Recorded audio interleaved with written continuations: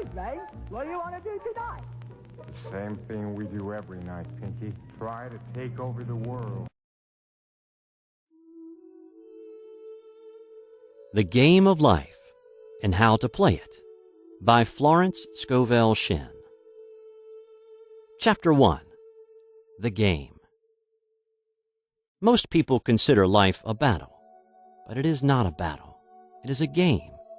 It is a game, however, which cannot be played successfully without the knowledge of spiritual law, and the Old and the New Testaments give the rules of the game with wonderful clearness. Jesus Christ taught that it was a great game of giving and receiving. Whatsoever a man soweth, that shall he also reap. This means that whatever man sends out in word or deed will return to him. What he gives, he will receive. If he gives hate, he will receive hate. If he gives love, he will receive love. If he gives criticism, he will receive criticism. If he lies, he will be lied to. If he cheats, he will be cheated. We are taught also that the imaging faculty plays a leading part in the game of life. Keep thy heart, or imagination, with all diligence, for out of it are the issues of life. Proverbs chapter 4, verse 23. This means that what man images, sooner or later externalizes in his affairs. I know of a man who feared a certain disease. It was a very rare disease and difficult to get, but he pictured it continually and read about it until it manifested in his body. And he died, the victim of distorted imagination. So we see, to play successfully the game of life, we must train the imaging faculty. A person with an imaging faculty trained to image only good brings into his life every righteous desire of his heart. Health, wealth, love, friends, perfect self-expression, his highest ideals. The imagination has been called the scissors of the mind, and it is ever cutting, day by day, the pictures man sees there, and sooner or later he meets his own creations in his outer world. To train the imagination successfully, man must understand the workings of his mind. The Greeks said, "Know thyself." There are 3 departments of the mind: the subconscious, conscious, and superconscious.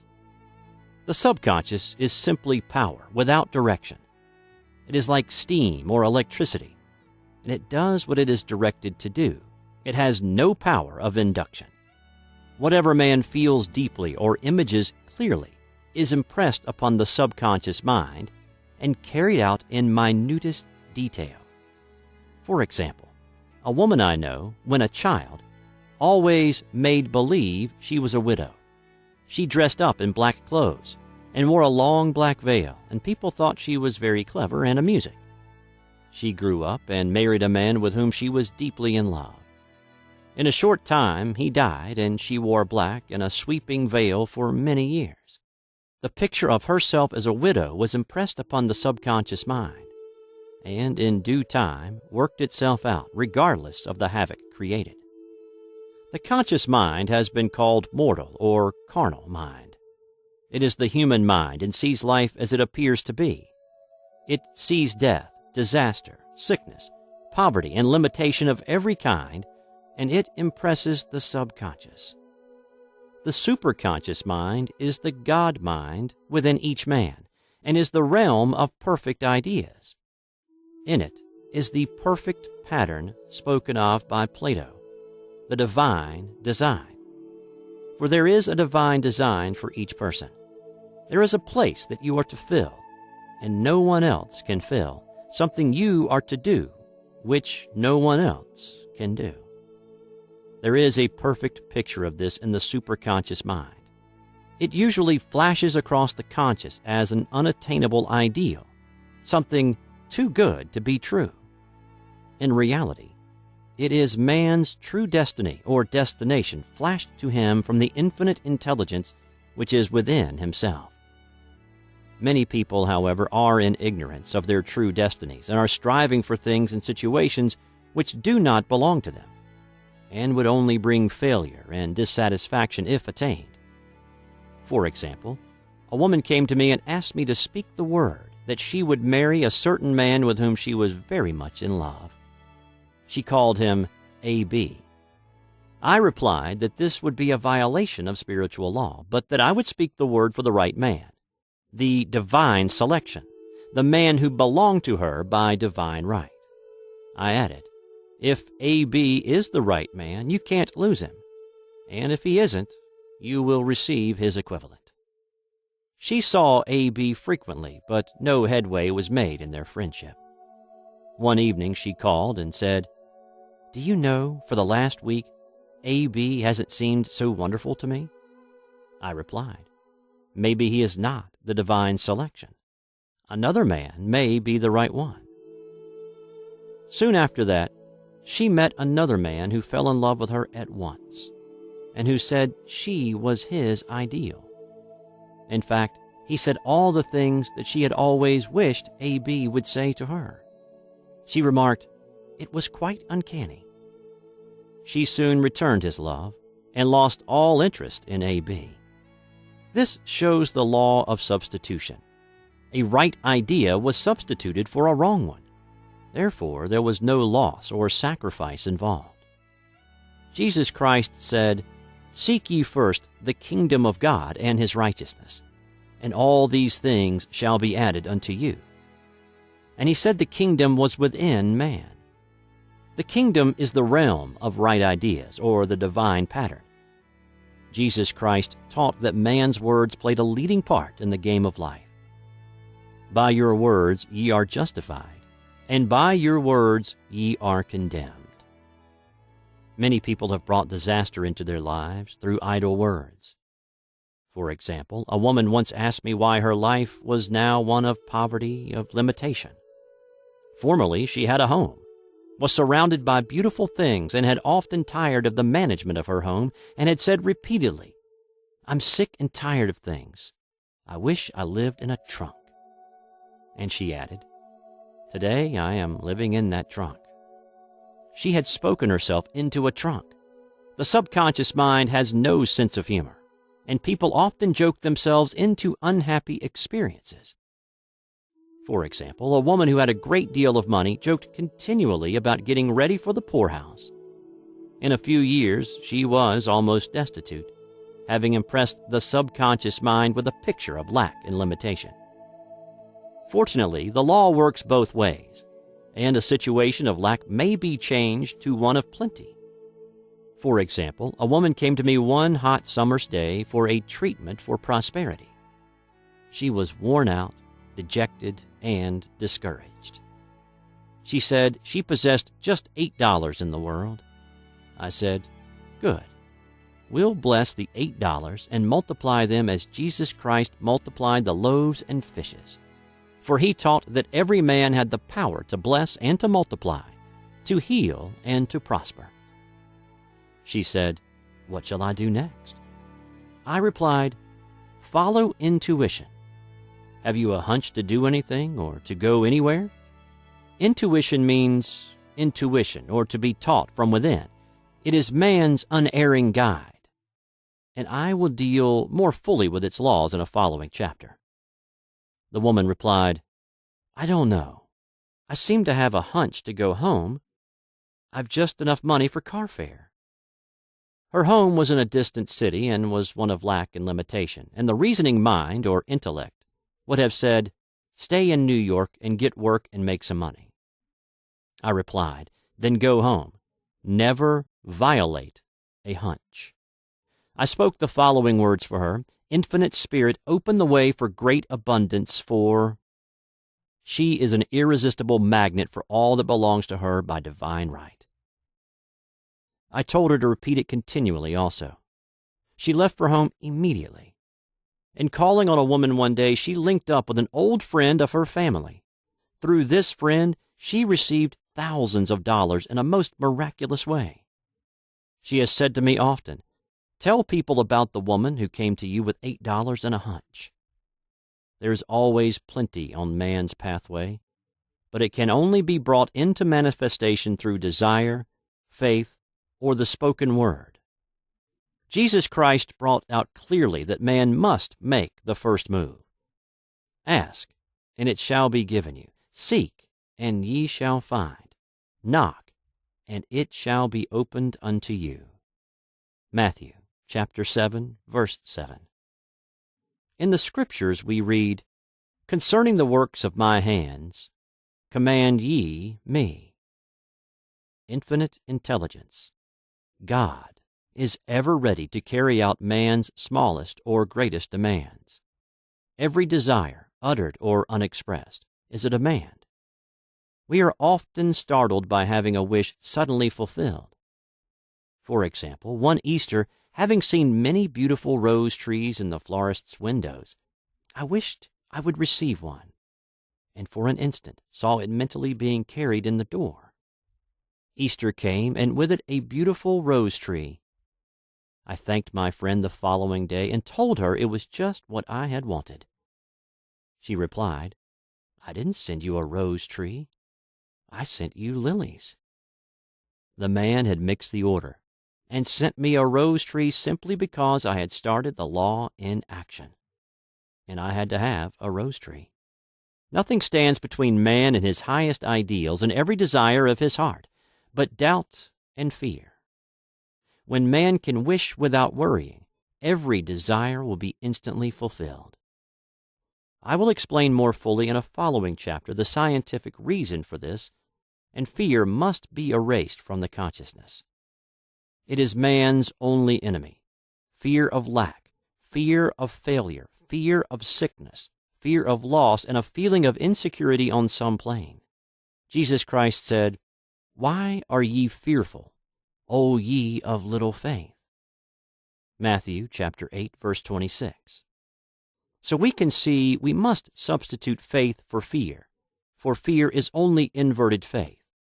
It is faith in evil instead of good. The object of the game of life is to see clearly one's good and to obliterate all mental pictures of evil. This must be done by impressing the subconscious mind with a realization of good. A very brilliant man who has attained great success told me he had suddenly erased all fear from his consciousness by reading a sign which hung in a room. He saw printed in large letters this statement: "Why worry? It will probably never happen." These words were stamped indelibly upon his subconscious mind, and he has now a firm conviction that only good can come into his life, therefore only good can manifest. In the following chapter, I will deal with the different methods of impressing the subconscious mind. It is man's faithful servant, but one must be careful to give it the right orders. Man has ever a silent listener at his side, his subconscious mind. Every thought, every word is impressed upon it and carried out in amazing detail. It is like a singer making a record on the sensitive disc of the phonographic plate. Every note and tone of the singer's voice is registered. If he coughs or hesitates, it is registered also. So let us break all the old bad records in the subconscious mind, the records of our lives which we do not wish to keep, and make new and beautiful ones. Speak these words aloud with power and conviction. I now smash and demolish, by my spoken word, every untrue record in my subconscious mind. They shall return to the dust heap of their native nothingness, for they came from my own vain imaginings. I now make my perfect records through the Christ within. The records of health, wealth, love, and perfect self-expression. This is the square of life, the game completed. In the following chapters, I will show how man can change his conditions by changing his words. Any man who does not know the power of the word is behind the times. Death and life are in the power of the tongue. Proverbs chapter 18, verse 21. Chapter 2. The Law of Prosperity. One of the greatest messages given to the race through the Scriptures is that God is man's supply, and that man can release through his spoken word all that belongs to him by divine right? He must, however, have perfect faith in his spoken word. Isaiah said, "My word shall not return unto me void, but shall accomplish that where it is sent." We know now that words and thoughts are a tremendous vibratory force ever molding man's body and affairs. A woman came to me in great distress and said she was to be sued on the 15th of the month for $3,000. She knew no way of getting the money and was in despair. I told her God was her supply, and that there is a supply for every demand. So I spoke the word. I gave thanks that the woman would receive $3,000 at the right time in the right way. I told her she must have perfect faith and act her perfect faith. The 15th came, but no money had materialized. She called me on the phone and asked what she was to do. I replied, "It is Saturday, so they won't sue you today. Your part is to act rich, thereby showing perfect faith that you will receive it by Monday." She asked me to lunch with her to keep up her courage. When I joined her at a restaurant, I said, "This is no time to economize. Order an expensive luncheon. Act as if you have already received the $3,000. All things whatsoever ye ask in prayer, believing, ye shall receive." You must act as if you have already received. The next morning she called me on the phone and asked me to stay with her during the day.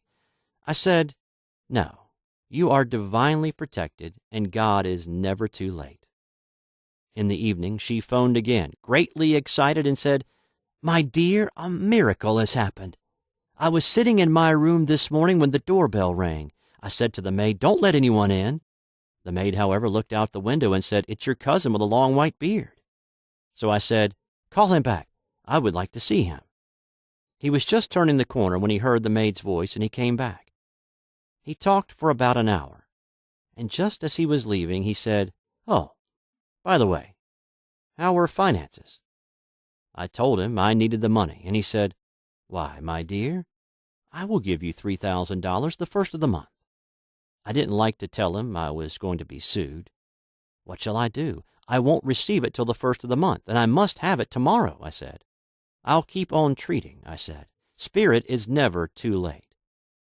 I give thanks she has received the money on the invisible plane and that it manifests on time. The next morning her cousin called her up and said, 'Come to my office this morning and I will give you the money.' That afternoon she had $3,000 to her credit in the bank and wrote checks as rapidly as her excitement would permit. If one asks for success and prepares for failure, he will get the situation he is prepared for. For example, a man came to me asking me to speak the word that a certain debt would be wiped out. I found he spent his time planning what he would say to the man when he did not pay his bill, thereby neutralizing my words.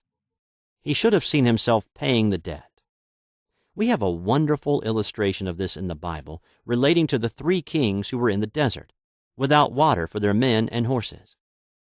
They consulted the prophet Elisha, who gave them this astonishing message. "Thus saith the Lord, Ye shall not see wind, neither shall you see rain, yet make this valley full of ditches." Man must prepare for the thing he has asked for when there isn't the slightest sign of it in sight. For example, a woman found it necessary to look for an apartment during the year when there was a great shortage of apartments in New York. It was considered almost an impossibility, and her friends were sorry for her and said, "Isn't it too bad? You'll have to store your furniture and live in a hotel." She replied, "You needn't feel sorry for me. I'm a Superman, and I'll get an apartment." She spoke the words. Infinite Spirit opened the way for the right apartment. She knew there was a supply for every demand, and that she was unconditioned, working on the spiritual plane, and that one with God is a majority. She had contemplated buying new blankets when the tempter, the adverse thought or reasoning mind, suggested, "Don't buy the blankets. Perhaps after all you won't get an apartment and you will have no use for them." She promptly replied to herself, I'll dig my ditches by buying the blankets." So she prepared for the apartment, acted as though she already had it. She found one in a miraculous way, and it was given to her although there were over 200 other applicants. The blankets showed active faith. It is needless to say that the ditches dug by the 3 kings in the desert were filled to overflowing. Read 2 Kings. Getting into the spiritual swing of things is no easy matter for the average person. The adverse thoughts of doubt and fear surge from the subconscious. They are the army of the aliens, which must be put to flight.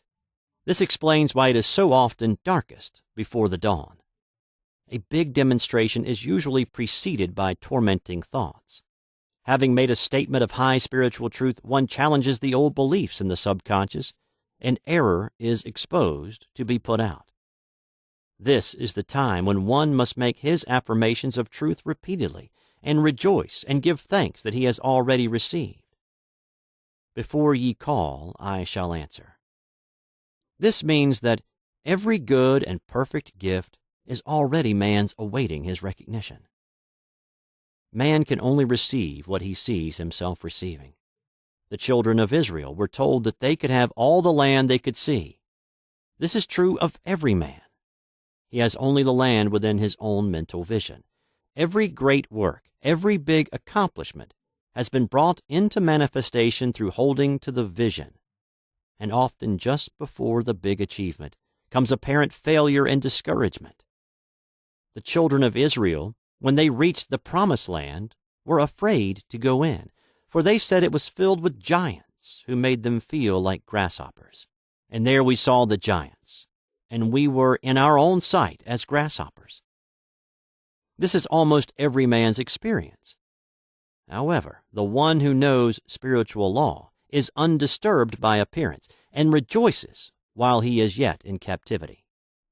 That is, he holds to his vision and gives thanks that the end is accomplished. He has received.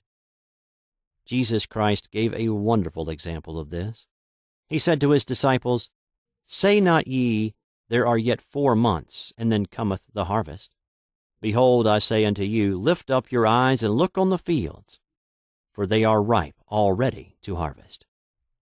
His clear vision pierced the world of matter, and he saw clearly the 4th-dimensional world, things as they really are, perfect and complete in divine mind. So man must ever hold the vision of his journey's end and demand the manifestation of that which he has already received. It may be his perfect health, love, supply, self-expression, home, or friends. They are all finished and perfect ideas registered in divine mind, man's own superconscious mind, and must come through him, not to him. For example, a man came to me asking for treatments for success. It was imperative that he raise $50,000 for his business.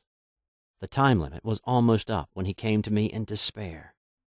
No one wanted to invest in his enterprise, and the bank had flatly refused a loan. I replied, "I suppose you lost your temper while at the bank, therefore your power. You can control any situation if you first control yourself. Go back to the bank," I added, "and I will treat." My treatment was, "You are identified in love with the spirit of everyone connected with the bank.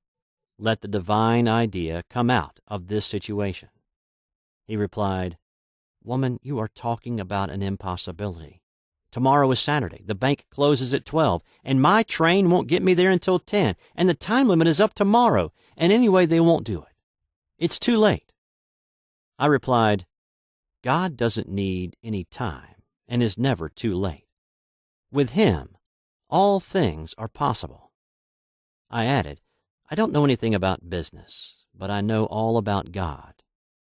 He replied, "It all sounds fine when I sit here listening to you, but when I go out, it's terrible."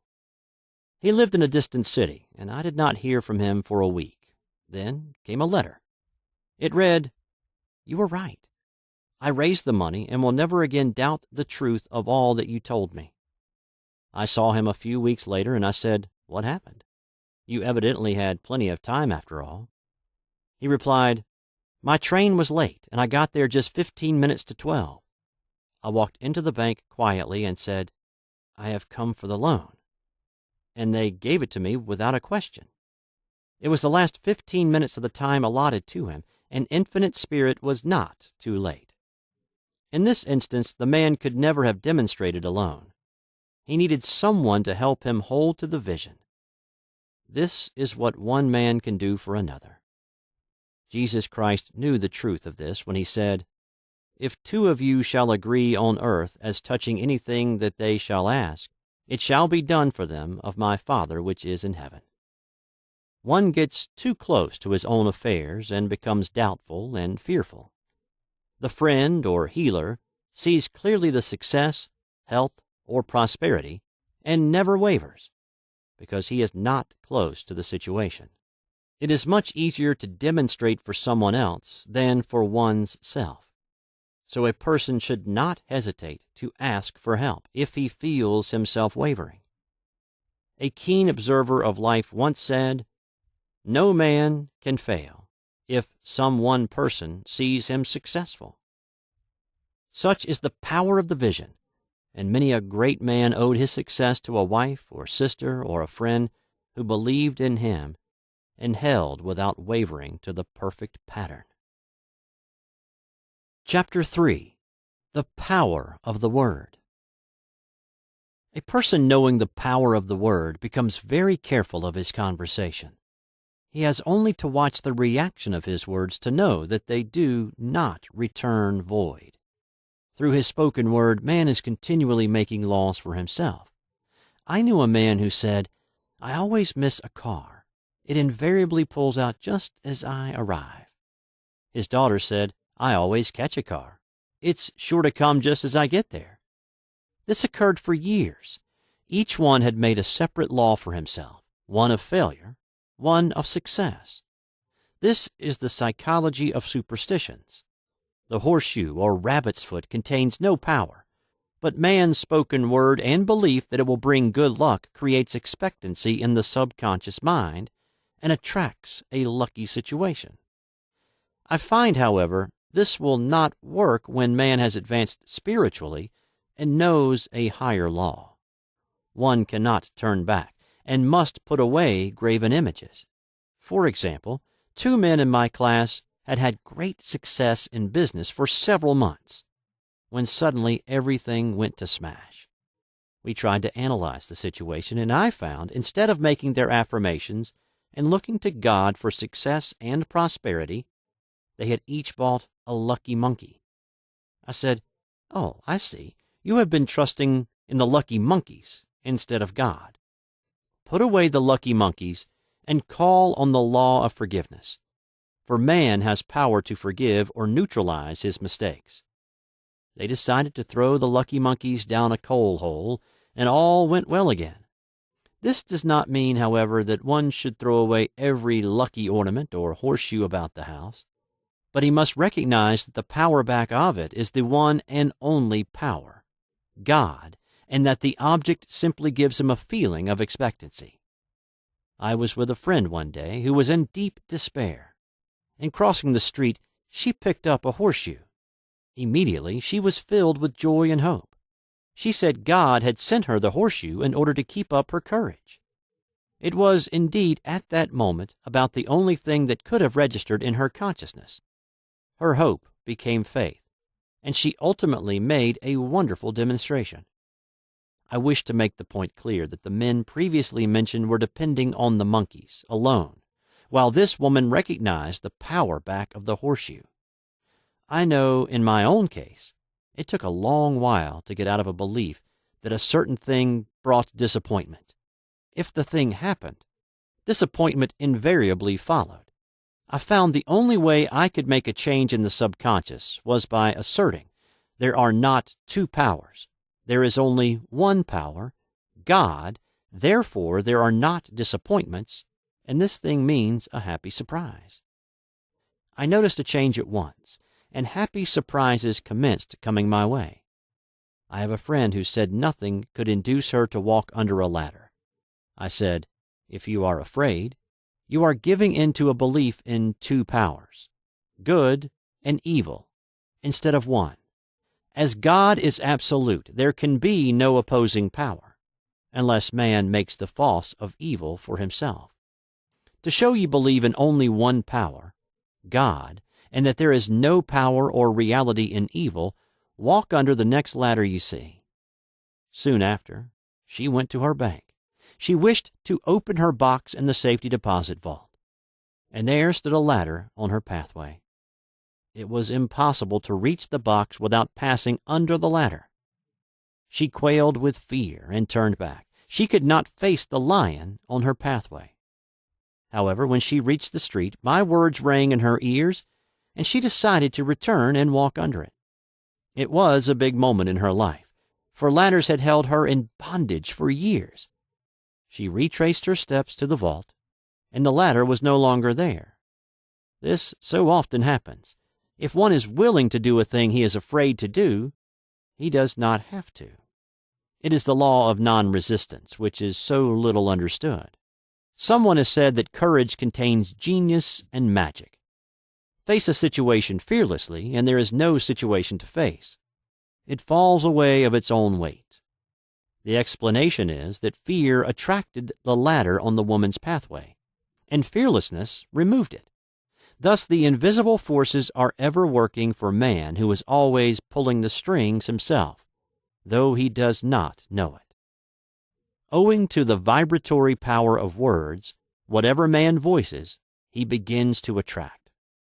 People who continually speak of disease invariably attract it. After man knows the truth, he cannot be too careful of his words. For example, I have a friend who often says on the phone, "Do come to see me and have an old-fashioned chat." This old-fashioned chat means an hour of about 500 to 1,000 destructive words, the principal topics being loss, lack, failure, and sickness. I reply, "No, I thank you. I've had enough old-fashioned chats in my life. They are too expensive. But I will be glad to have a new-fashioned chat and talk about what we want, not what we don't want." There is an old saying that man only dares use his words for three purposes: to heal, bless, or prosper. What man says of others will be said of him, and what he wishes for another he is wishing for himself. Curses, like chickens, come home to roost. If a man wishes someone bad luck, he is sure to attract bad luck himself. If he wishes to aid someone to success, he is wishing and aiding himself to success. The body may be renewed and transformed through the spoken word and clear vision, and disease be completely wiped out of the consciousness. The metaphysician knows that all disease has a mental correspondence, and in order to heal the body, one must first heal the soul. The soul is the subconscious mind, and it must be saved from wrong thinking. In the 23rd Psalm, we read, "He restoreth my soul."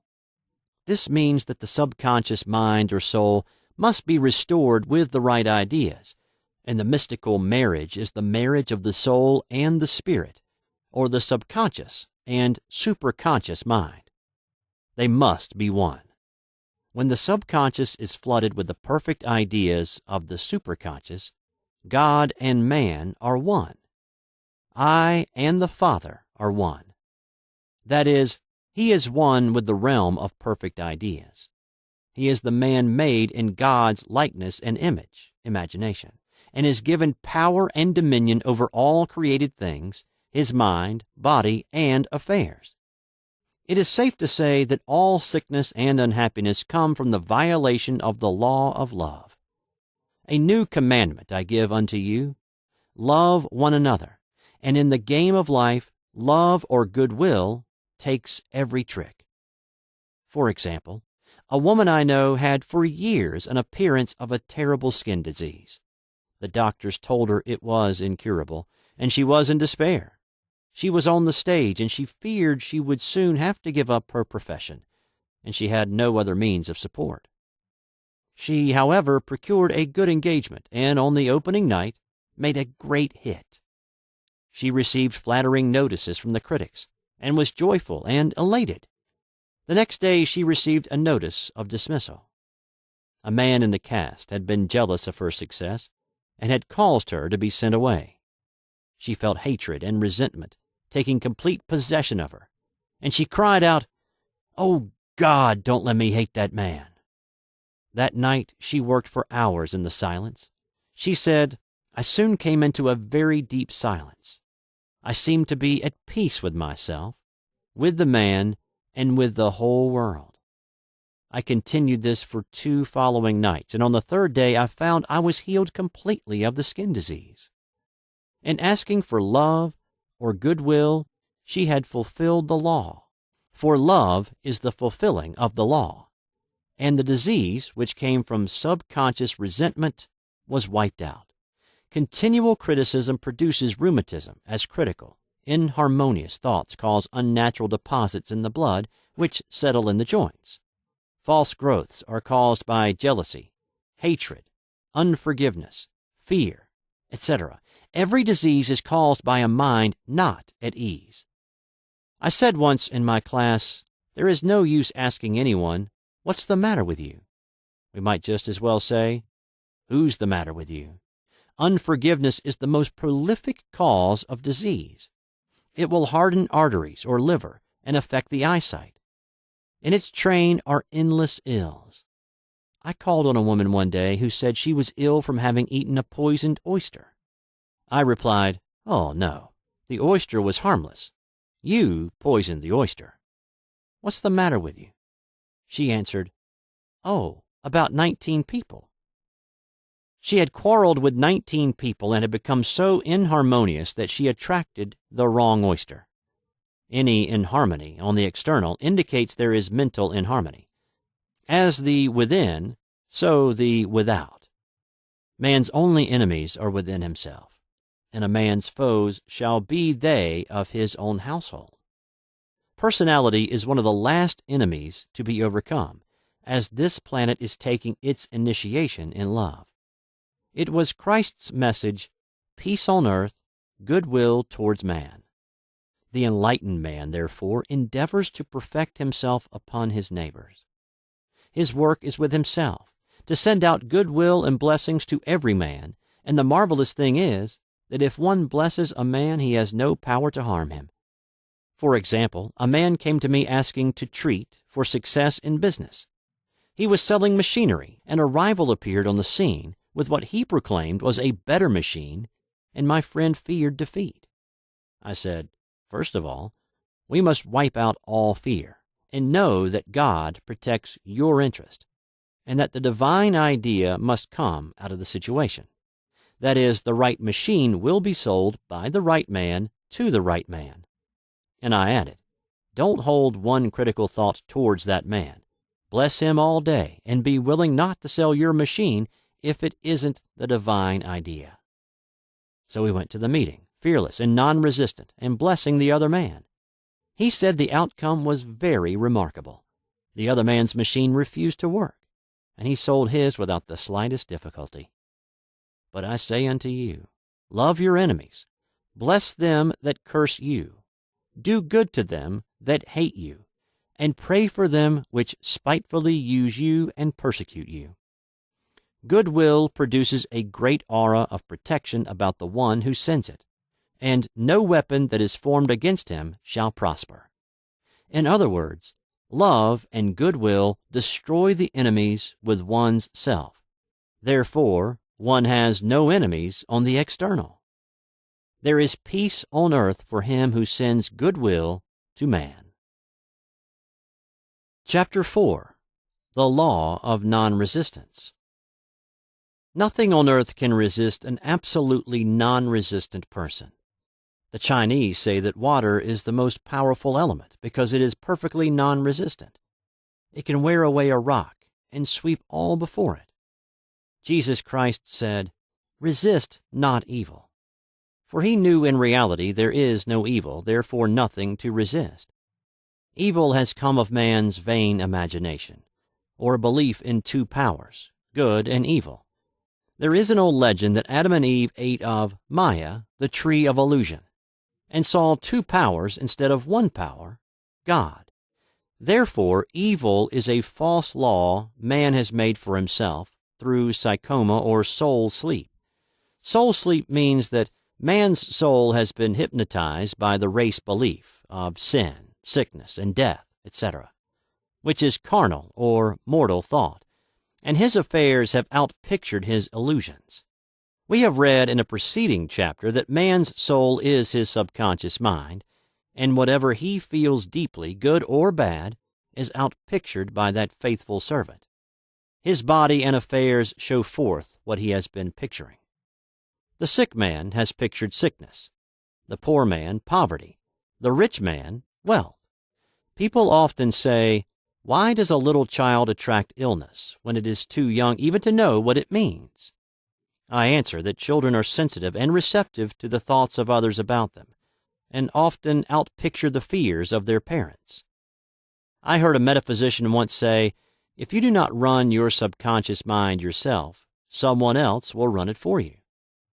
Mothers often unconsciously attract illness and disaster to their children by continually holding them in thoughts of fear and watching for symptoms. For example, a friend asked a woman if her little girl had had the measles. She replied promptly, "Not yet." This implied that she was expecting the illness and therefore preparing the way for what she did not want for herself and child. However, the man who is centered and established in right thinking, the man who sends out only goodwill to his fellow man and who is without fear, cannot be touched or influenced by the negative thoughts of others. In fact, he could then receive only good thoughts, as he himself sends forth only thoughts. Resistance is hell, for it places man in a state of torment. A metaphysician once gave me a wonderful recipe for taking every trick in the game of life. It is the acme of non-resistance. He gave it in this way. At one time in my life, I baptized children, and of course, they had many names. Now I no longer baptize children, but I baptize events. But I give every event the same name. If I have a failure, I baptize it success, in the name of the Father, and of the Son, and of the Holy Ghost. In this, we see the great law of transmutation, founded on non-resistance. Through his spoken word, every failure was transmuted into success. For example, a woman who required money, and who knew the spiritual law of opulence, was thrown continually in a business way with a man who made her feel very poor. He talked lack and limitation, and she commenced to catch his poverty thoughts. So she disliked him and blamed him for her failure. She knew in order to demonstrate her supply, she must first feel that she had received. A feeling of opulence must precede its manifestation. It dawned on her one day that she was resisting the situation and seeing two powers instead of one. So she blessed the man and baptized the situation success. She affirmed, as there is only one power, God, this man is here for my good and my prosperity. Just what he did not seem to be there for. Soon after that, she met, through this man, a woman who gave her, for a service rendered, several $1,000s, and the man moved to a distant city and faded harmoniously from her life. Make the statement, every man is a golden link in the chain of my good, for all men are God in manifestation, awaiting the opportunity given by man, himself, to serve the divine plan of his life. Bless your enemy, and you rob him of his ammunition. His arrows will be transmuted into blessings. This law is true of nations as well as individuals. Bless a nation, send love and goodwill to every inhabitant, and it is robbed of its power to harm. Man can only get the right idea of non-resistance through spiritual understanding. My students have often said, "I don't want to be a doormat." I reply, when you use non-resistance with wisdom, no one will ever be able to walk over you. Another example, one day I was impatiently awaiting an important telephone call. I resisted every call that came in and made no outgoing calls myself, reasoning that it might interfere with the one I was awaiting. Instead of saying, divine ideas never conflict, the call will come at the right time, leaving it to infinite intelligence to arrange, I commenced to manage things myself. I made the battle mine, not God's, and remained tense and anxious.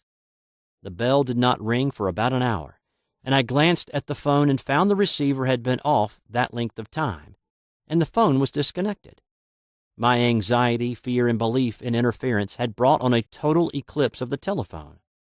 Realizing what I had done, I commenced blessing the situation at once. I baptized it success, and affirmed I cannot lose any call that belongs to me by divine right. I am under grace and not under law. A friend rushed out to the nearest telephone to notify the company to reconnect. She entered a crowded grocery, but the proprietor left his customers and attended to the call himself. My phone was connected at once, and 2 minutes later, I received a very important call, and about an hour afterward, the one I had been awaiting. One's ships come in over a calm sea. So long as man resists a situation, he will have it with him. If he runs away from it, it will run after him. For example, I repeated this to a woman one day, and she replied, "How true that is. I was unhappy at home. I disliked my mother, who was critical and domineering. So I ran away and was married. But I married my mother, for my husband was exactly like my mother, and I had the same situation to face again. Agree with thine adversary quickly. This means agree that the adverse situation is good, be undisturbed by it, and it falls away of its own weight.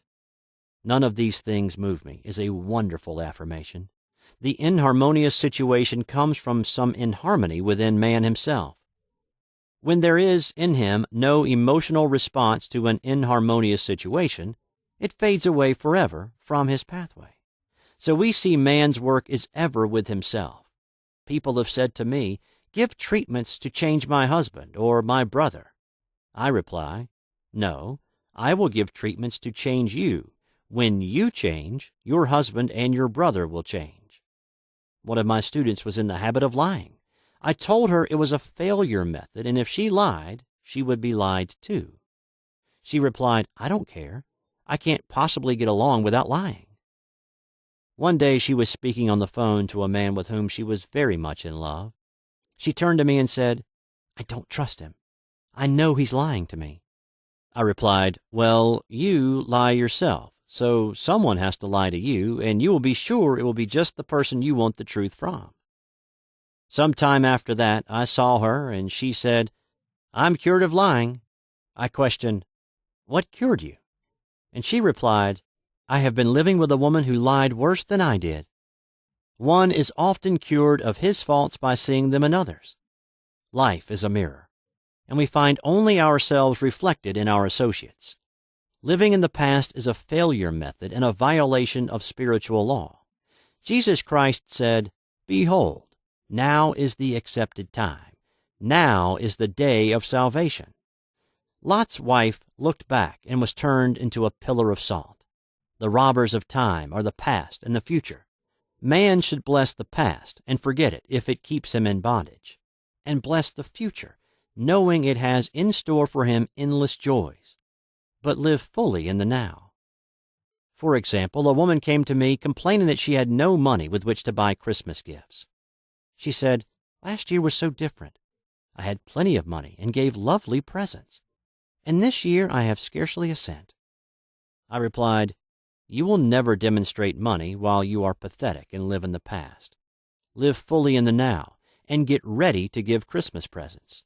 Dig your ditches and the money will come." She exclaimed, "I know what to do. I will buy some tinsel twine, Christmas seals, and wrapping paper." I replied, "Do that, and the presents will come and stick themselves to the Christmas seals." This, too, was showing financial fearlessness and faith in God, as the reasoning mind said, "Keep every cent you have, as you are not sure you will get any more." She bought the seals, paper, and twine, and a few days before Christmas received a gift of several $100s. Buying the seals and twine had impressed the subconscious with expectancy and opened the way for the manifestation of the money. She purchased all the presents in plenty of time. Man must live suspended in the moment. Look well, therefore, to this day. Such is the salutation of the dawn. He must be spiritually alert, ever awaiting his leads, taking advantage of every opportunity. One day I said continually, silently, Infinite Spirit, don't let me miss a trick. And something very important was told to me that evening. It is most necessary to begin the day with right words. Make an affirmation immediately upon waking. For example, Thy will be done this day. Today is a day of completion. I give thanks for this perfect day. Miracle shall follow miracle, and wonders shall never cease. Make this a habit, and one will see wonders and miracles come into his life. One morning I picked up a book and read, Look with wonder at that which is before you. It seemed to be my message for the day. So I repeated again and again, Look with wonder at that which is before you. At about noon, a large sum of money was given me, which I had been desiring for a certain purpose. In a following chapter, I will give affirmations that I have found most effective. However, one should never use an affirmation unless it is absolutely satisfying and convincing to his own consciousness, and often an affirmation is changed to suit different people. For example, the following has brought success to many. I have a wonderful work in a wonderful way. I give wonderful service for wonderful pay. I gave the first 2 lines to one of my students, and she added the last 2.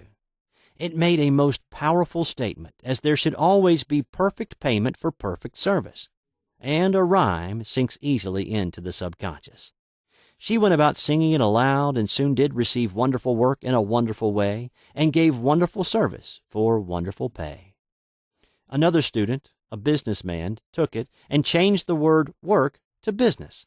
He repeated, I have a wonderful business in a wonderful way, and I give wonderful service for wonderful pay. That afternoon he made a $40,000 deal, though there had been no activity in his affairs for months. Every affirmation must be carefully worded and completely cover the ground.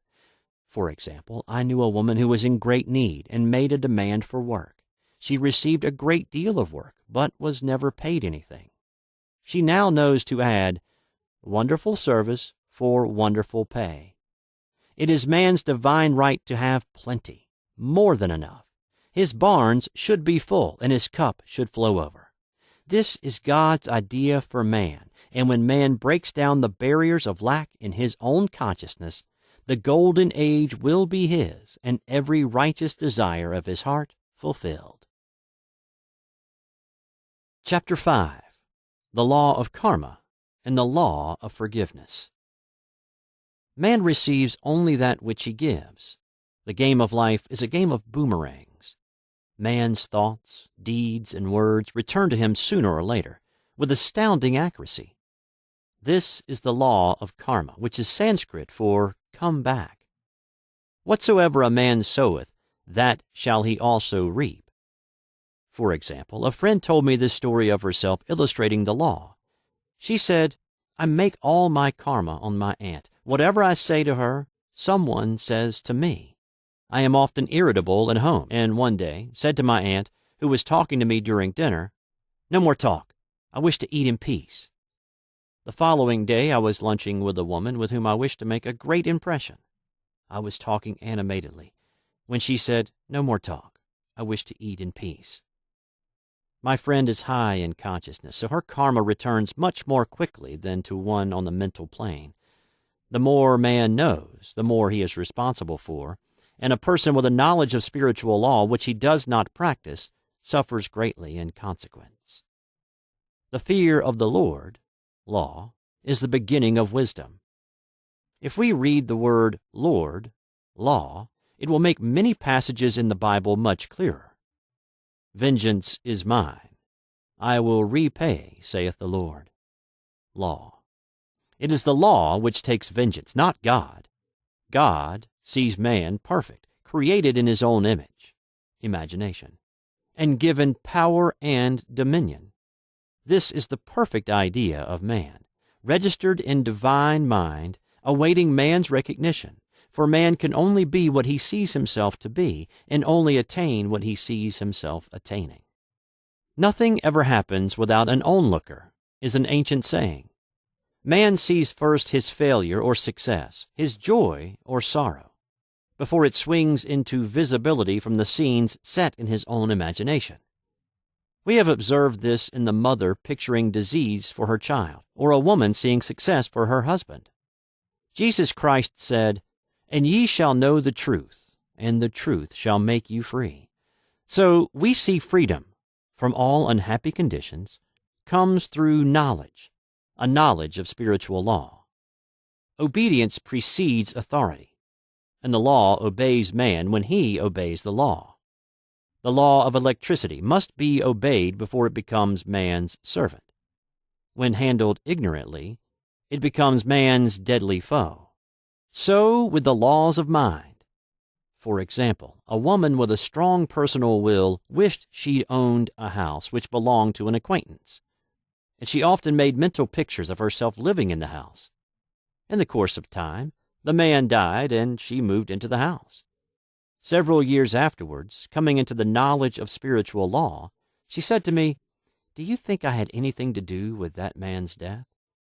I replied, "Yes, your desire was so strong everything made way for it, but you paid your karmic debt. Your husband, whom you loved devotedly, died soon after, and the house was a white elephant on your hands for years."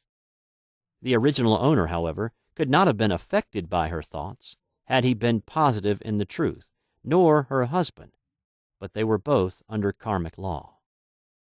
The woman should have said, feeling the great desire for the house, "Infinite intelligence, give me the right house, equally as charming as this, the house which is mine by divine right."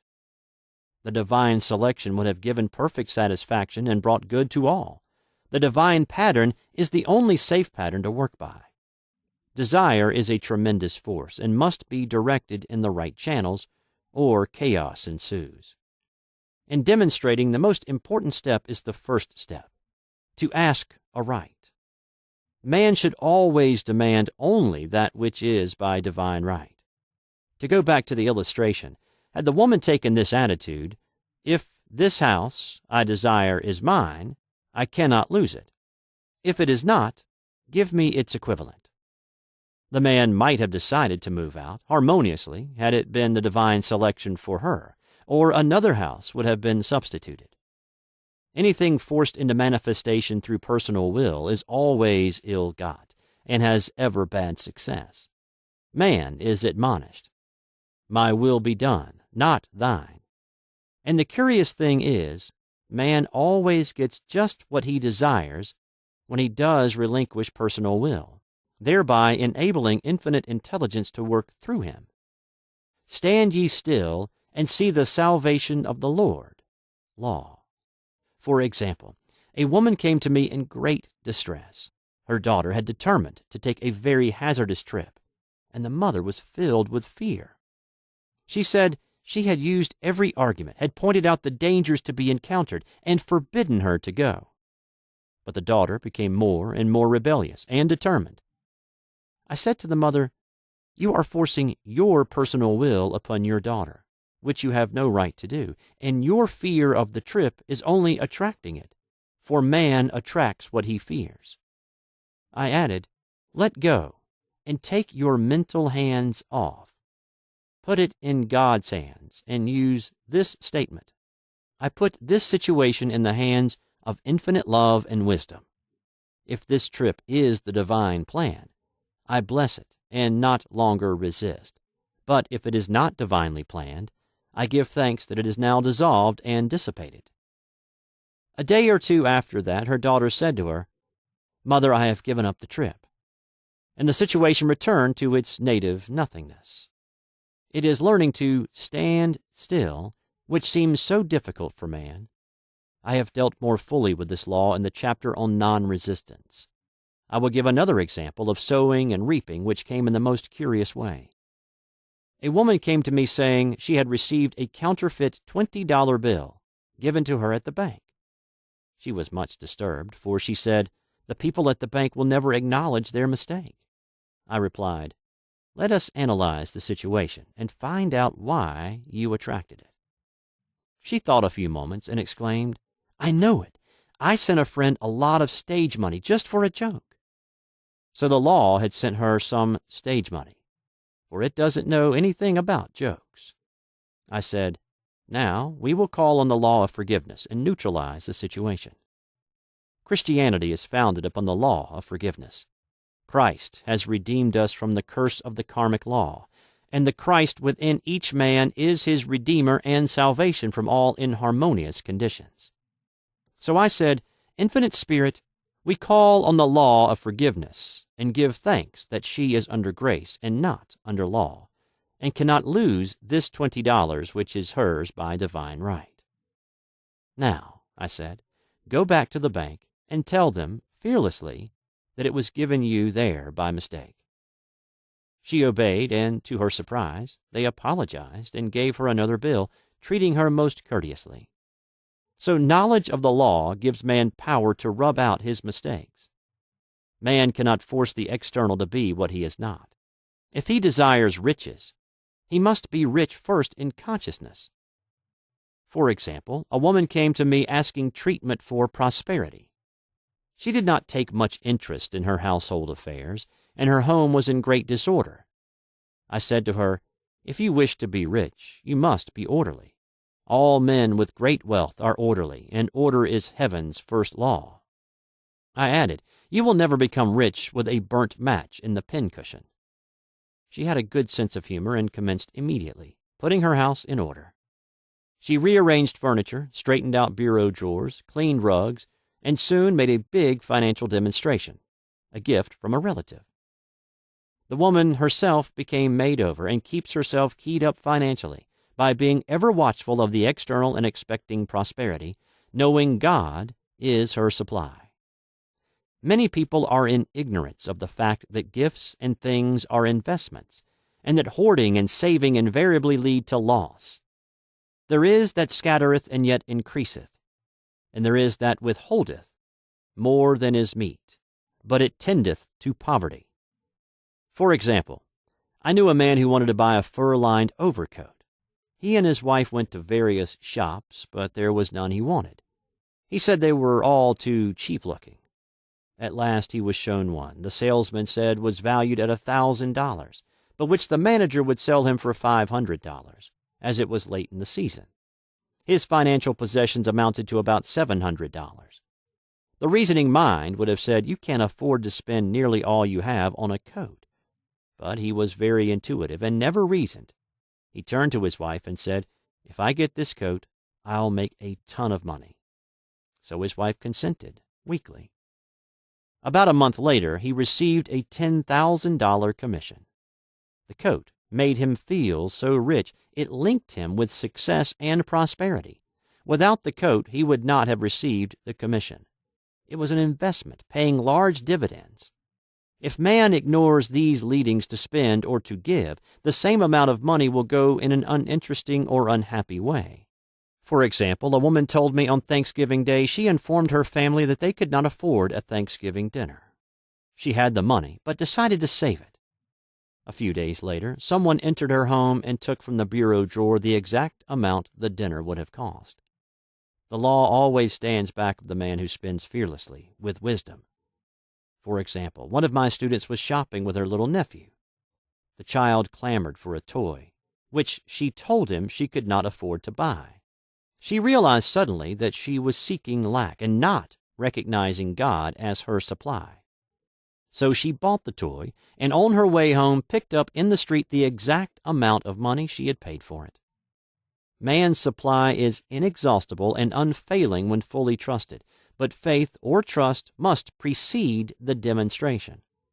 According to your faith, be it unto you. Faith is the substance of things hoped for, the evidence of things not seen, for faith holds the vision steady, and the adverse pictures are dissolved and dissipated, and in due season we shall reap, if we faint not. Jesus Christ brought the good news, the gospel, that there was a higher law than the law of karma, and that law transcends the law of karma. It is the law of grace, or forgiveness. It is the law which frees man from the law of cause and effect, the law of consequence, under grace and not under law. We are told that on this plane, man reaps where he has not sown. The gifts of God are simply poured out upon him. All that the kingdom affords is his. This continued state of bliss awaits the man who has overcome the race, or world thought. In the world thought there is tribulation, but Jesus Christ said, "Be of good cheer. I have overcome the world." The world thought is that of sin, sickness, and death. He saw their absolute unreality and said, "Sickness and sorrow shall pass away, and death itself, the last enemy, be overcome." We know now, from a scientific standpoint, that death could be overcome by stamping the subconscious mind with the conviction of eternal youth and eternal life. The subconscious, being simply power without direction, carries out orders without questioning. Working under the direction of the superconscious, the Christ or God within man, the resurrection of the body would be accomplished. Man would no longer throw off his body in death. It would be transformed into the body electric, sung by Walt Whitman, for Christianity is founded upon the forgiveness of sins and an empty tomb. Chapter 6. Casting the Burden, Impressing the Subconscious. When man knows his own powers and the workings of his mind, his great desire is to find an easy and quick way to impress the subconscious with good. For simply an intellectual knowledge of the truth will not bring results. In my own case, I've found the easiest way is in casting the burden. A metaphysician once explained it in this manner. He said, "The only thing which gives anything weight in nature is the law of gravitation. And if a boulder could be taken high above the planet, there would be no weight in that boulder." And that is what Jesus Christ meant when he said, "My yoke is easy and my burden is light." He had overcome the world vibration and functioned in the fourth-dimensional realm, where there is only perfection, completion, life, and joy. He said, "Come to me, all ye that are labor and are heavy laden, and I will give you rest. Take my yoke upon you, for my yoke is easy and my burden is light." We are also told in the 55th Psalm to cast thy burden upon the Lord. Many passages in the Bible state that the battle is God's, not man's, and that man is always to stand still and see the salvation of the Lord. This indicates that the superconscious mind, or Christ within, is the department which fights man's battles and relieves him of burdens.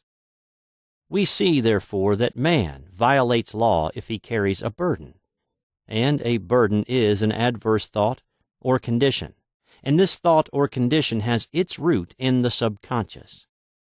It seems almost impossible to make any headway directing the subconscious from the conscious or reasoning mind. As the reasoning mind, the intellect is limited in its conceptions and filled with doubts and fears. How scientific it then is to cast the burden upon the superconscious mind, or Christ within, where it is made light, or dissolved into its native nothingness. For example, a woman in urgent need of money, made light upon the Christ within, the superconscious, with the statement, "I cast this burden of lack on the Christ within, and I go free to have plenty." The belief in lack was her burden, as she cast it upon the superconscious with its belief of plenty. An avalanche of supply was the result. We read, "The Christ in you, the hope of glory." Another example, one of my students had been given a new piano, and there was no room in her studio for it until she had moved out the old one. She was in a state of perplexity. She wanted to keep the old piano, but knew of no place to send it. She became desperate, as the new piano was to be sent immediately, in fact, was on its way with no place to put it. She said it came to her to repeat, "I cast this burden on the Christ within, and I go free." A few moments later, her phone rang, and a woman friend asked if she might rent her old piano, and it was moved out, a few minutes before the new one arrived. I knew a woman whose burden was resentment. She said, "I cast this burden of resentment on the Christ within, and I go free to be loving, harmonious, and happy." The almighty superconscious flooded the subconscious with love, and her whole life was changed. For years, resentment has held her in a state of torment and imprisoned her soul, the subconscious mind. The statement should be made over and over and over, sometimes for hours at a time, silently or audibly, with quietness but determination. I have often compared it to winding up a Victrola. We must wind ourselves up with spoken words. I have noticed in casting the burden, after a little while one seems to see clearly. It is impossible to have clear vision while in the throes of carnal mind. Doubts and fear poison the mind and body, and imagination runs riot, attracting disaster and disease. In steadily repeating the affirmation, "I cast this burden on the Christ within and go free," the vision clears, and with it a feeling of relief, and sooner or later comes the manifestation of good, be it health, happiness, or supply. One of my students once asked me to explain the darkness before the dawn. I referred in a preceding chapter to the fact that often, before the big demonstration, everything seems to go wrong, and deep depression clouds the consciousness. It means that out of the subconscious are rising the doubts and fears of the ages. These old derelicts of the subconscious rise to the surface, to be put out. It is then that man should clap his cymbals, like Jehoshaphat, and give thanks that he is saved, even though he seems surrounded by the enemy, the situation of lack or disease. The student continued, "How long must one remain in the dark?" And I replied, "Until one can see in the dark. And casting the burden enables one to see in the dark. In order to impress the subconscious, active faith is always essential. Faith without works is dead." In these chapters, I have endeavored to bring out this point. Jesus Christ showed active faith when he commanded the multitude to sit down on the ground before he gave thanks for the loaves and fishes. I will give another example showing how necessary this step is. In fact, active faith is the bridge over which man passes to his promised land. Through misunderstanding, a woman had been separated from her husband, whom she loved deeply. He refused all offers of reconciliation and would not communicate with her in any way. Coming into the knowledge of spiritual law, she denied the appearance of separation. She made this statement: "There is no separation in divine mind. Therefore, I cannot be separated from the love and companionship which are mine by divine right." She showed active faith by arranging a place for him at the table every day, thereby impressing the subconscious with a picture of his return. Over a year passed, but she never wavered, and one day he walked in. The subconscious is often impressed through music. Music has a fourth-dimensional quality and releases the soul from imprisonment. It makes wonderful things seem possible and easy of accomplishment. I have a friend who uses her Victrola daily for this purpose. It puts her in perfect harmony and releases the imagination. Another woman often dances while making her affirmations. The rhythm and harmony of music and motion carry her words forth with tremendous power. The student must remember also not to despise the day of small things. Invariably, before a demonstration come signs of land. Before Columbus reached America, he saw birds and twigs which showed him land was near. So it is with a demonstration. But often the student mistakes it for the demonstration itself and is disappointed.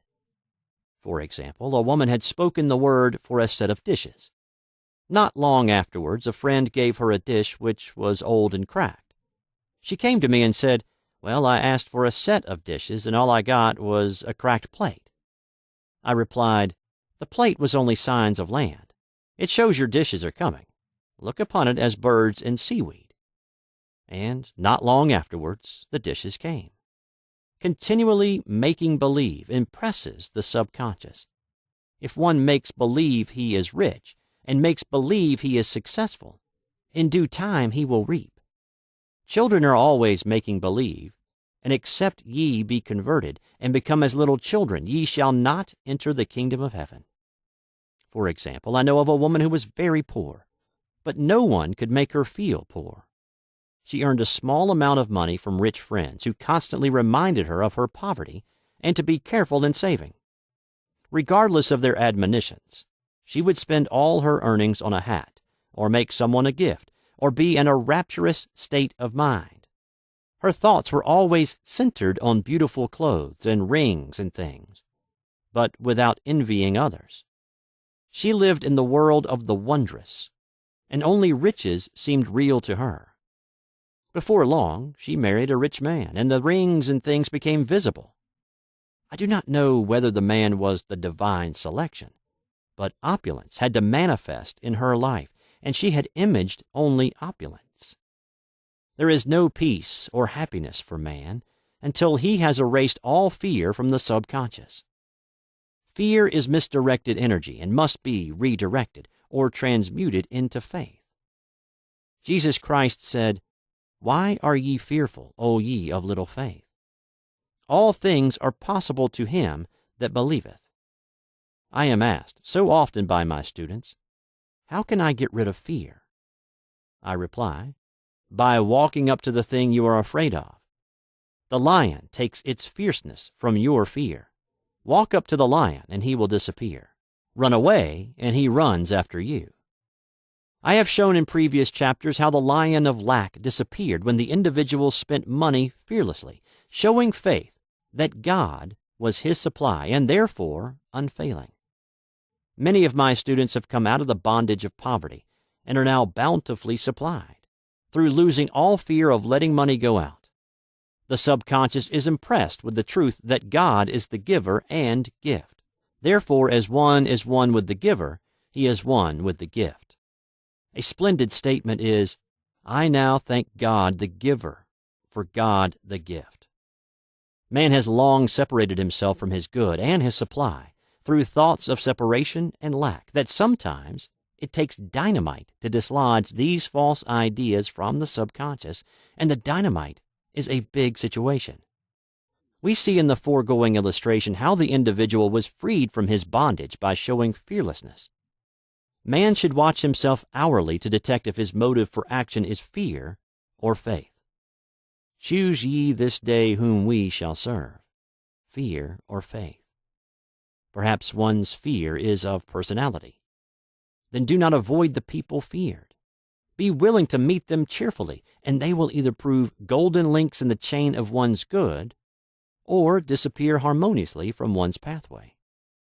Perhaps one's fear is of disease or germs. Then one should be fearless and undisturbed in a germ-laden situation, and he would be immune.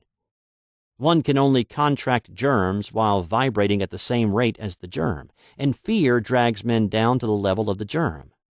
Of course, the disease-laden germ is the product of carnal mind, as all thought must objectify.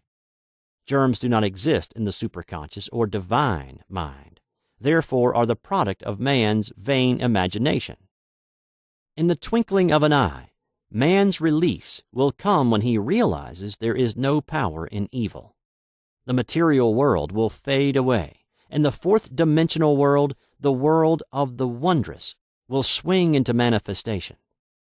And I saw a new heaven and a new earth, and there shall be no more death, neither sorrow nor crying, neither shall there be any more pain, for the former things are passed away. Chapter 7. Love. Every man on this planet is taking his initiation in love. A new commandment I give unto you, that ye love one another. Uspensky states, in Tertium Organum, that love is a cosmic phenomenon and opens to man the fourth-dimensional world, the world of the wondrous. Real love is selfless and free from fear. It pours itself out upon the object of its affection, without demanding any return. Its joy is in the joy of giving. Love is God in manifestation, and the strongest magnetic force in the universe. Pure, unselfish love draws to itself its own. It does not need to seek or demand. Scarcely anyone has the faintest conception of real love. Man is selfish, tyrannical, or fearful in his affections, thereby losing the thing he loves. Jealousy is the worst enemy of love, for the imagination runs riot, seeing the loved one attracted to another, and invariably these fears objectify if they are not neutralized. For example, a woman came to me in deep distress. The man she loved had left her for other women, and said he never intended to marry her. She was torn with jealousy and resentment, and said she hoped he would suffer as he had made her suffer, and added, "How could he leave me when I loved him so much?" I replied, "You are not loving that man, you are hating him," and added, "You can never receive what you have never given. Give a perfect love, and you will receive a perfect love. Perfect yourself on this man. Give him a perfect, unselfish love, demanding nothing in return. Do not criticize or condemn, and bless him wherever he is." She replied, "No, I won't bless him unless I know where he is." "Well," I said, "that is not real love. When you send out real love will return to you, either from this man or his equivalent. For if this man is not the divine selection, you will not want him. As you are one with God, you are one with the love which belongs to you by divine right." Several months passed, and matters remained about the same, but she was working conscientiously with herself. I said, "When you are no longer disturbed by his cruelty, he will cease to be cruel, as you are attracting it through your own emotions." Then I told her of a brotherhood in India who never said good morning to each other. They used these words, "I salute the divinity in you." They saluted the divinity in every man and the wild animals in the jungle, and they were never harmed, for they saw only God in every living thing. I said, "Salute the divinity in this man, and say, I see your divine self only. I see you as God sees you, perfect, made in his image and likeness." She found she was becoming more poised and gradually losing her resentment.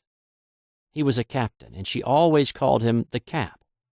One day she said, suddenly, "God bless the Cap wherever he is." I replied, "Now that is real love, and when you have become a complete circle and are no longer disturbed by the situation, you will have his love or attract its equivalent." I was moving at this time and did not have a telephone, so was out of touch with her for a few weeks, when one morning I received a letter saying, "We are married." At the earliest opportunity, I paid her a call. My first words were, "What happened?" "Oh," she exclaimed, "a miracle. One day I woke up and all suffering had ceased. I saw him that evening and he asked me to marry him. We were married in about a week, and I have never seen a more devoted man." There is an old saying, "No man is your enemy. No man is your friend. Every man is your teacher."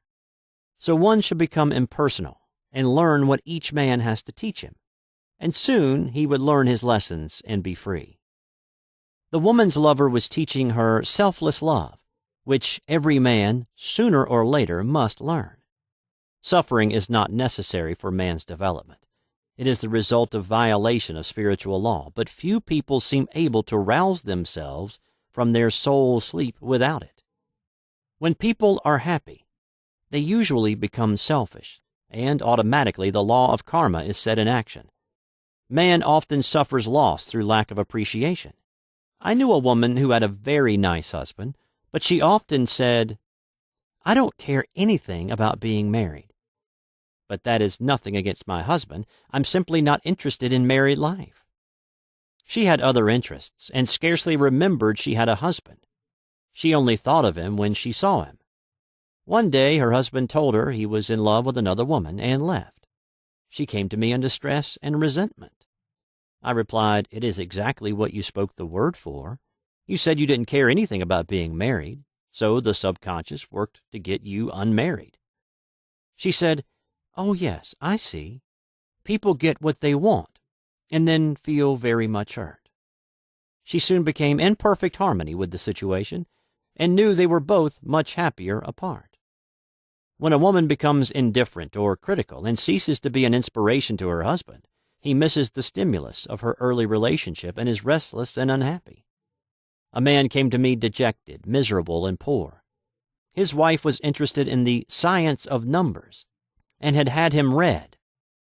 It seems the report was not very favorable, for he said, "My wife says I'll never amount to anything because I'm a 2.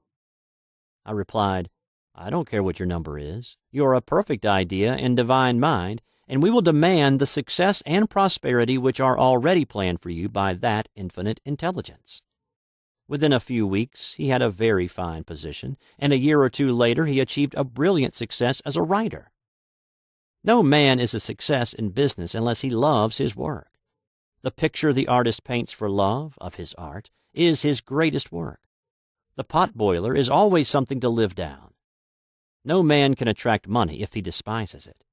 Many people are kept in poverty by saying, "Money means nothing to me, and I have a contempt for people who have it." This is the reason so many artists are poor. Their contempt for money separates them from it. I remember hearing one artist say of another, "He's no good as an artist. He has money in the bank." This attitude of mind, of course, separates man from his supply. He must be in harmony with a thing in order to attract it. Money is God in manifestation, as freedom from want and limitation. But it must be always kept in circulation and put to right uses. Hoarding and saving react with grim vengeance. This does not mean that man should not have houses and lots, stocks and bonds, for the barns of the righteous man shall be full. It means man should not hoard even the principal if an occasion arises when money is necessary. In letting it go out fearlessly and cheerfully, he opens the way for more to come in, for God is man's unfailing and inexhaustible supply. This is the spiritual attitude towards money, and the great bank of the universal never fails.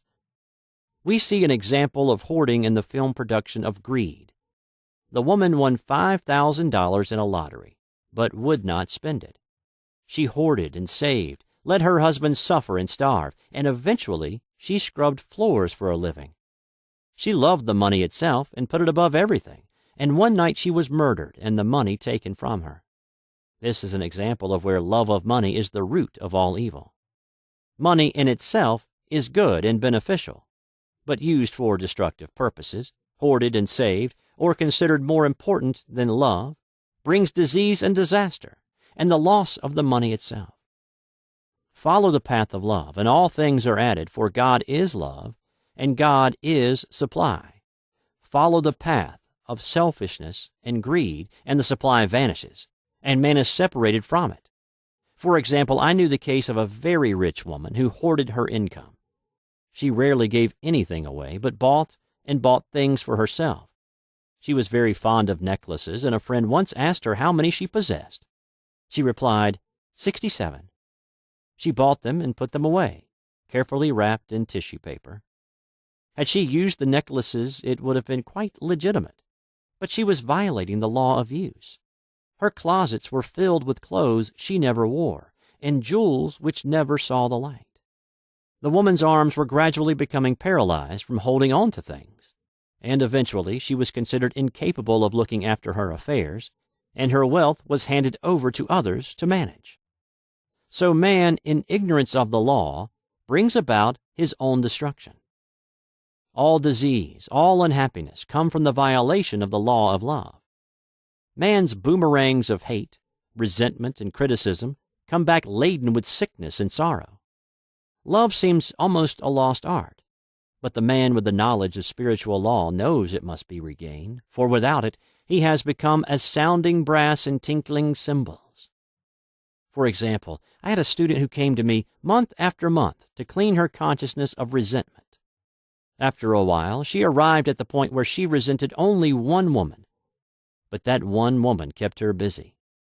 Little by little, she became poised and harmonious, and one day, all resentment was wiped out. She came in radiant and exclaimed, "You can't understand how I feel." The woman said something to me, and instead of being furious, I was loving and kind, and she apologized and was perfectly lovely to me. No one can understand the marvelous lightness I feel within. Love and goodwill are invaluable in business. For example, a woman came to me complaining of her employer. She said she was cold and critical, and knew she did not want her in the position. Well, I replied, salute the divinity in the woman and send her love. She said, I can't. She's a marble woman. I answered, you remember the story of the sculptor who asked for a certain piece of marble? He was asked why he wanted it, and he replied, because there is an angel in the marble. And out of it he produced a wonderful work of art. She said, very well, I'll try it. A week later she came back and said, I did what you told me to, and now the woman is very kind and took me out in her car. People are sometimes filled with remorse for having done someone an unkindness, perhaps years ago. If the wrong cannot be righted, its effect can be neutralized by doing someone a kindness in the present. This one thing I do, forgetting those things which are behind and reaching forth unto things where are before. Sorrow, regret, and remorse tear down the cells of the body and poison the atmosphere of the individual. A woman said to me in deep sorrow, treat me to be happy and joyous, for my sorrow makes me so irritable with members of my family that I keep making more karma. I was asked to treat a woman who was mourning for her daughter. I denied all belief in loss and separation and affirmed that God was the woman's joy, love, and peace. The woman gained her poise at once, but sent word by her son not to treat any longer because she was so happy it wasn't respectable. So mortal mind loves to hang on to its griefs and regrets. I knew a woman who went about bragging of her troubles, so of course she always had something to brag about. The old idea was if a woman did not worry about her children, she was not a good mother. Now, we know that mother fear is responsible for many of the diseases and accidents which come into the lives of children. For fear pictures vividly the disease or situation feared, and these pictures objectify, if not neutralized.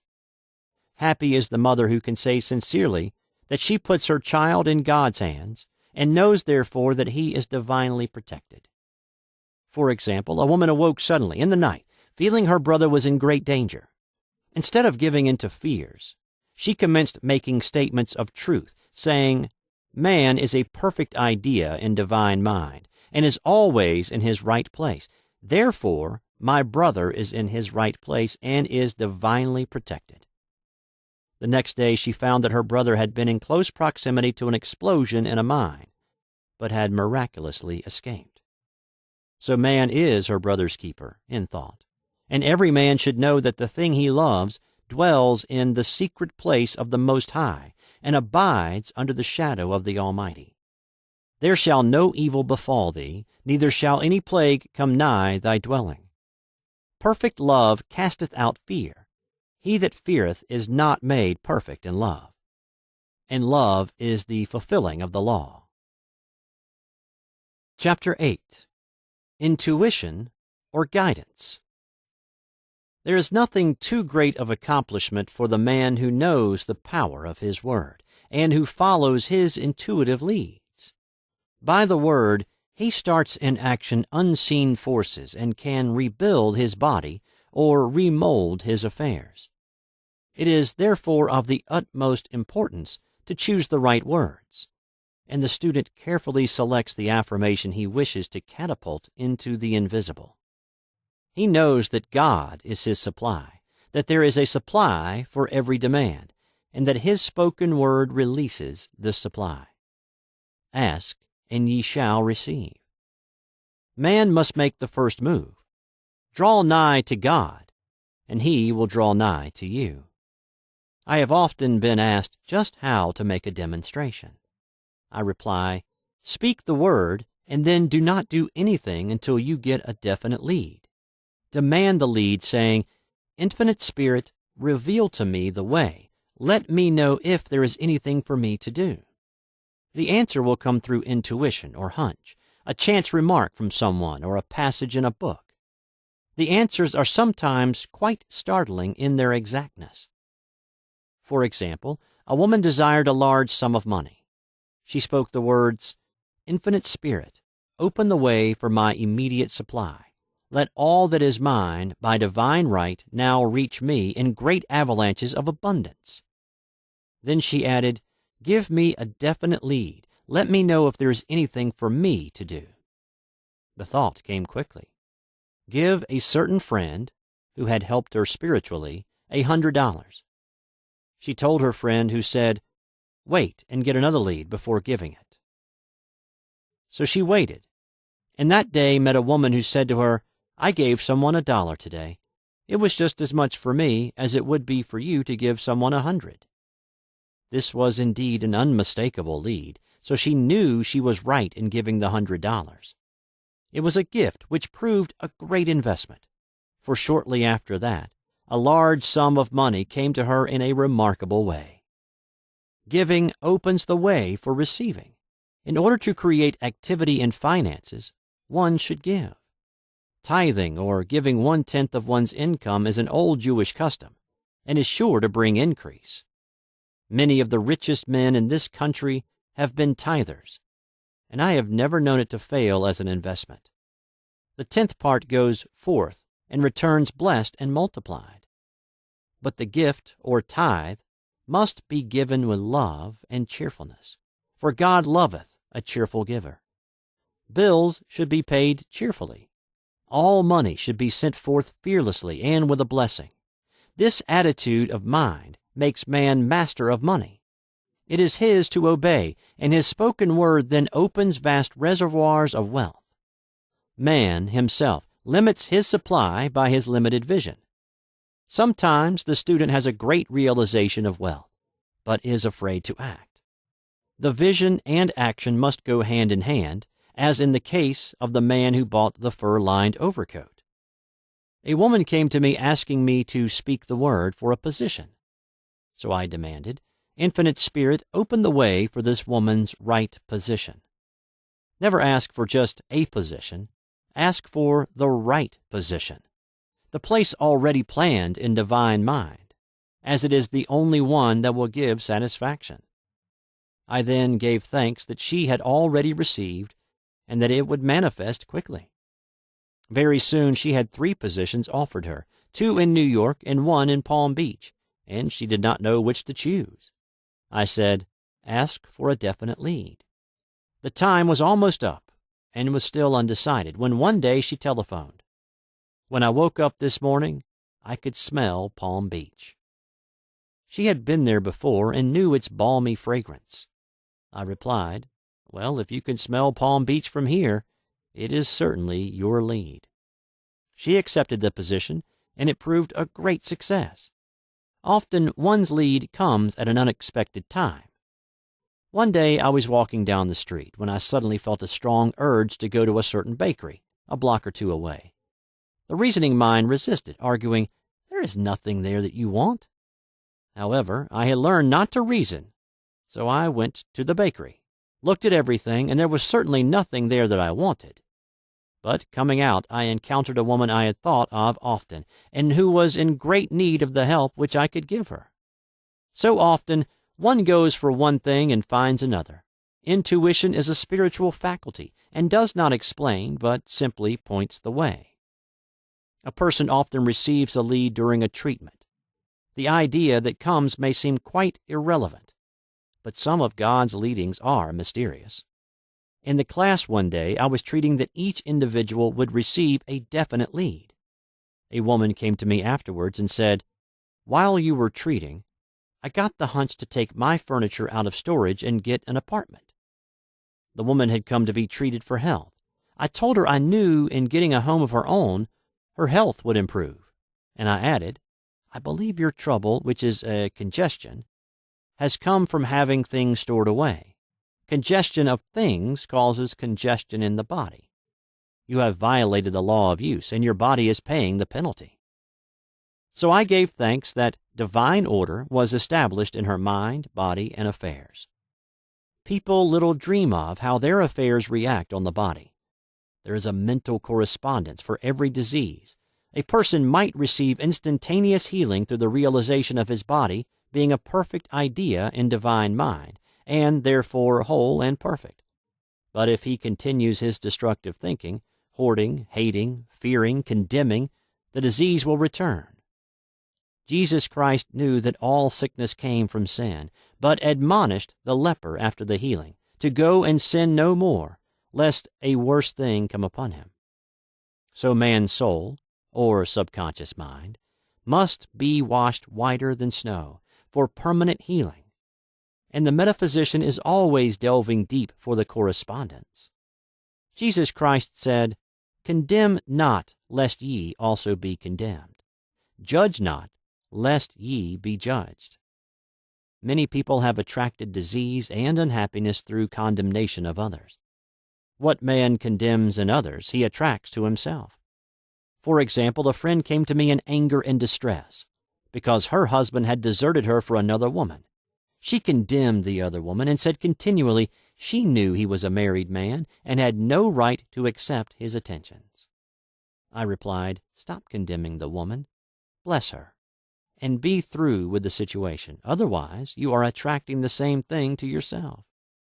She was deaf to my words, and a year or two later became deeply interested in a married man herself. Man picks up a live wire whenever he criticizes or condemns, and may expect a shock. Indecision is a stumbling block in many a pathway. In order to overcome it, make the statement repeatedly. I am always under direct inspiration. I make right decisions quickly. These words impress the subconscious, and soon one finds himself awake and alert, making his right moves without hesitation. I have found it destructive to look to the psychic plane for guidance, as it is the plane of many minds and not the one mind. As man opens his mind to subjectivity, he becomes a target for destructive forces. The psychic plane is the result of man's mortal thought, and is on the plane of opposites. He may receive either good or bad messages. The science of numbers and the reading of horoscopes keep man down on the mental or mortal plane, for they deal only with the karmic path. I know of a man who should have been dead years ago, according to his horoscope, but he is alive and a leader of one of the biggest movements in this country for the uplift of humanity. It takes a very strong mind to neutralize a prophecy of evil. The student should declare, "Every false prophecy shall come to naught. Every plan my Father in heaven has not planned shall be dissolved and dissipated. The divine idea now comes to pass."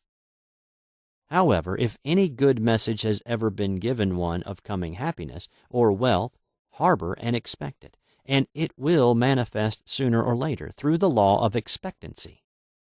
Man's will should be used to back the universal will. I will that the will of God be done. It is God's will to give every man every righteous desire of his heart, and man's will should be used to hold the perfect vision without wavering. The prodigal son said, "I will arise and go to my father."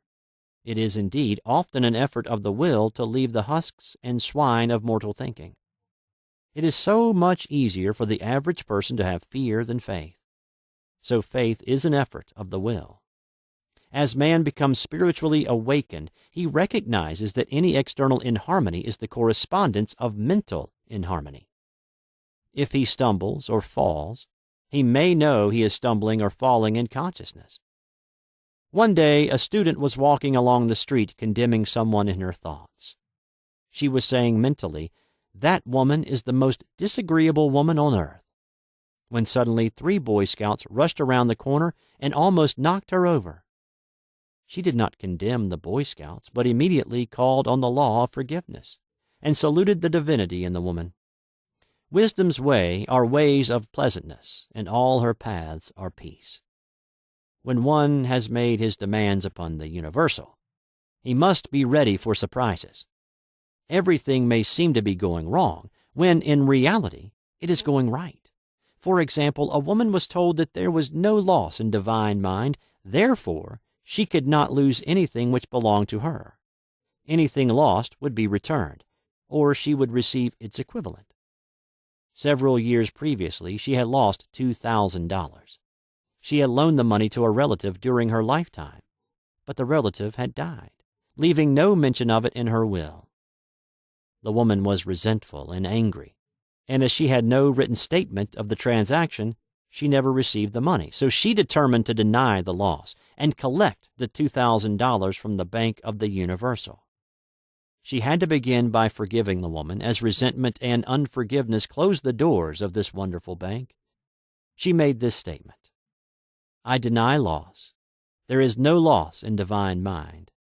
Therefore, I cannot lose the $2,000 which belong to me by divine right. As one door shuts, another door opens." She was living in an apartment house which was for sale, and in the lease was a clause stating that if the house was sold, the tenants would be required to move out within 90 days. Suddenly, the landlord broke the leases and raised the rent. Again, injustice was on her pathway, but this time she was undisturbed. She blessed the landlord and said, "As the rent has been raised, it means that I'll be that much richer, for God is my supply." New leases were made out for the advanced rent, but by some divine mistake, the 90 days clause had been forgotten. Soon after, the landlord had an opportunity to sell the house. On account of the mistake in the new leases, the tenants held possession for another year. The agent offered each tenant $200 if he would vacate. Several families moved. 3 remained, including the woman. A month or 2 passed, and the agent again appeared. This time he said to the woman, "Will you break your lease for the sum of $1,500? It flashed upon her. Here comes the $2,000. She remembered having said to friends in the house, "We will all act together if anything more is said about leaving." So her lead was to consult her friends. These friends said, "Well, if they have offered you $1,500, they will certainly give $2,000. So she received a check for $2,000 for giving up the apartment. It was certainly a remarkable working of the law, and the apparent injustice was merely opening the way for her demonstration. It proved that there is no loss, and when man takes his spiritual stand, he collects all that is his from this great reservoir of good. "I will restore to you the years the locusts have eaten." These adverse thoughts alone rob man, for no man gives to himself but himself, and no man takes away from himself but himself. Man is here to prove God and to bear witness to the truth, and he can only prove God by bringing plenty out of lack, and justice out of justice. "Prove me now herewith, saith the Lord of hosts, if I will not open you the windows of heaven and pour out a blessing, that there shall not be room enough to receive it."